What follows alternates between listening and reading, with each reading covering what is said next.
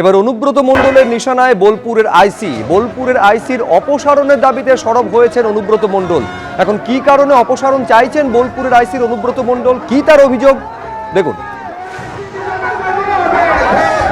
ও যাকে তাকে মেসেজ করে টাকা চাইছে 70,000 80,000, এফআইআর করতে গেলে বলছে 5,000 টাকা নিয়ে এসো। এটা আমি অলরেডি এসপি কে জানিয়েছি, আমি আজ থেকে 2 মাস আগে এসপি কে জানিয়েছি। কালকে সিঙ্গিতে একটা ছেলেকে হাতটা 6টা টুকরো হয়ে গেছে, রটে করে মেরেছে। যারা মেরেছে তাদের কাছ থেকে টাকা খেয়ে নিয়েছে। এখন তো অভিযুক্তরা কেউ গ্রেফতার হয়নি। হ্যাঁ, 2টো ফালতু লোক অ্যারেস্ট হয়েছে, যে অরিজিনাল স্বপন তাকে এখন অ্যারেস্ট করা হয়নি। স্বপন এবং সঞ্জীব মুখার্জি, স্বপন এরা এখন অ্যারেস্ট হয়। এই অরাজকতা বোলপুর শহরে চলছে। বোলপুরটা একটা হেরিটেজ শহর, কি করবো তা? যদি এই ধরনের আইসি আছে, আমি এসপি কে বলেছি, আমি অ্যাডিশনাল এসপি কে বলেছি, ডিআইজি কে বলেছি, সামথিং কে বলেছি, এই আইসির এগেইনস্টে সামথিং কে বলেছি। মুখ্যমন্ত্রী জানাবেন? আমি তো অলরেডি সবাইকে জানিয়েছি, এই আইসির এগেইনস্টে সবাইকে জানি। এমনকি আমি আমাদের রাজীব কুমারকে জানিয়েছি, ইমিডিয়েটলি তুলে না হোক, নাহলে বোলপুরের পরিবেশ নষ্ট হয়ে যাচ্ছে। পরের খবরে আসবো, কলকাতার অস্ত্র উদ্ধারে ঝাড়খণ্ড যোগ। ঝাড়খণ্ডে অভিযান চালিয়ে প্রচুর অস্ত্রশস্ত্র উদ্ধারের ঘটনায় 6 জনকে গ্রেফতার করা হয়েছে। কলকাতা পুলিশের এসটিএফ এবং ঝাড়খণ্ড এসটিএফ এর যৌথ অভিযান ঝাড়খণ্ডের ধানবাদের মাহুদা এলাকায় অস্ত্র কারখানার হদিশ মেলে। একটি বাড়ির পেছনে অস্ত্র তৈরির কারখানায় অভিযান চালানো হয়। 4টি 7mm পিস্তল, 10টি অর্ধসমাপ্ত আগ্নেয়াস্ত্র, 7টি ম্যাগাজিন, 22টি অর্ধসমাপ্ত ম্যাগাজিন এবং 7 রাউন্ড 7mm পিস্তলের গুলি উদ্ধার হয়। রাজ্যে ঢুকলো বর্ষা, উত্তরবঙ্গ দিয়ে বর্ষার প্রবেশ।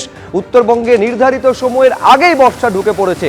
দক্ষিণবঙ্গেও নির্ধারিত সময়ের আগেই বর্ষা ঢুকবে। এখন কি পূর্বাভাস আলিপুর আবহাওয়া দপ্তরের? ঝিলম করঞ্জাই আরো বিস্তারিত বলতে পারবে। একদমই শুভ্রজিৎ, যেটা আলিপুর আবহাওয়া দপ্তর জানাচ্ছে যে কেরলে যখন বর্ষা ঢুকে গেছিল অন্তত 8 দিন আগে, তখনই বলা হয়েছিল যে পশ্চিমবঙ্গেও বর্ষা আগে ঢুকতে পারে। সেই মতো আজকে উত্তরবঙ্গ দিয়ে বর্ষা ঢুকেছে এবং একই সঙ্গে তোমাকে জানিয়ে রাখবো যে এই যে উপকূলবর্তী অঞ্চল, দক্ষিণবঙ্গের যে উপকূলবর্তী অঞ্চলে, সেখানে গভীর নিম্নচাপ একটি তৈরি হয়েছে এবং সেই গভীর নিম্নচাপ ইতিমধ্যে যে আমাদের পশ্চিমবঙ্গের এবং বাংলাদেশের মাঝামাঝি একটি জায়গা দিয়ে সেটা প্রবেশ করেছে সকালবেলা, এবং প্রবেশ করে রীতিমতো দ্রুত গতিতে সেটা এগিয়ে চলেছে বাংলাদেশের দিকে। এবং একই সঙ্গে তারা যেটা এর ফলে এই যে নিম্নচাপ, সেই অতি গভীর নিম্নচাপ, তার ফলে দক্ষিণবঙ্গে বিভিন্ন জেলাতে বৃষ্টিপাতের সম্ভাবনা আছে। সারা রাত ধরে বৃষ্টি পড়বে এবং উত্তর এবং দক্ষিণ 24 পরগনা, নদিয়া, মুর্শিদাবাদ সহ বিভিন্ন জায়গায় কমলা সতর্কতা দেওয়া হয়েছে আজকের জন্যে। 7 থেকে 20 সেন্টিমিটার বৃষ্টিপাত হতে পারে। একই সঙ্গে আগামীকালের জন্য দক্ষিণবঙ্গের বহু জেলাতে হলুদ সতর্কতা দেওয়া আছে।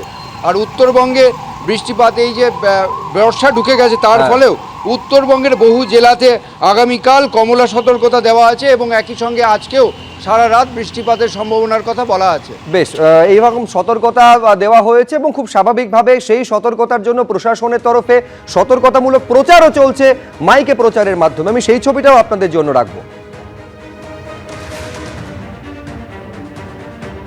এবং 30 তারিখ অতি ভারী বৃষ্টি এবং ঝোড়ো হাওয়া বইতে পারে। তাই মৎস্যজীবী ভাইদের জানানো যায় যে আপনারা সমুদ্রে ট্রলার কিংবা নৌকো নিয়ে মাছ ধরতে যাবেন না।